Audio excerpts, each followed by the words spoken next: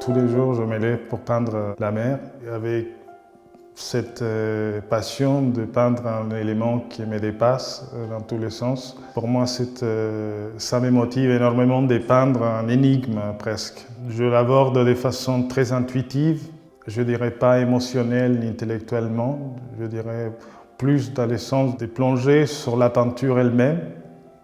Et la peinture et la mer se fusionnent chacun dans un équilibre.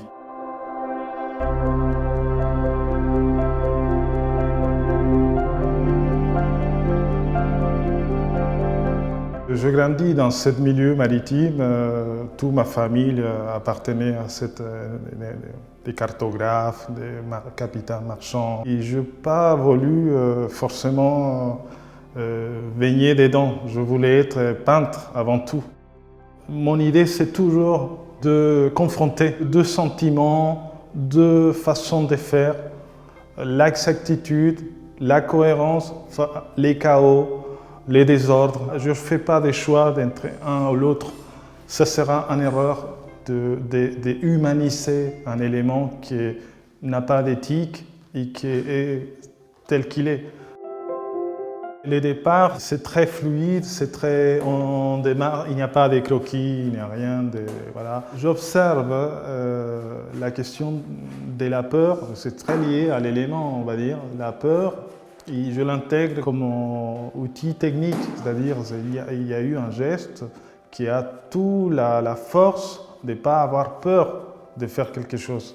Je me comprends comme quelqu'un qui exécute une œuvre et je prends des ingrédients, je prends la violence, la colère humaine, je prends la beauté, je prends le bon, le meilleur, le pire.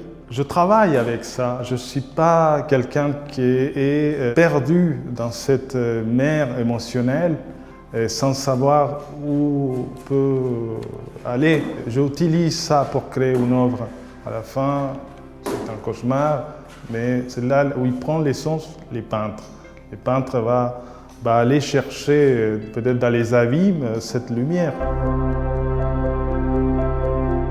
Quand je vois les tableaux, je dois voir que c'était un combat, qu'il y a eu un vertige, qu'il ne s'était pas maîtrisé. Un petit peu comme traverser un abîme sur une corde. Il faut traverser, tu ne peux pas réfléchir. Au milieu, tu vas tomber.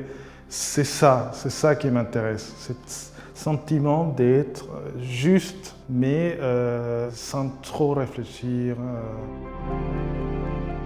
C'est fascinant la question du limite, la question et je pensais à l'échec, c'est quelque chose que je jouais de tout gamin, je me passionnais de ça. Il y a un parallèle de l'art avec les échecs, la science, les calculs. C'est plein de mini-décisions.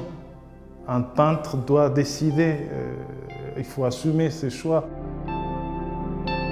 C'est vrai que j'aime quand les tableaux, il m'a échappé, il est venu quelque chose d'inattendu, il est étrange, j'aime ça. Ça donne une dimension un peu métaphysique presque à l'œuvre.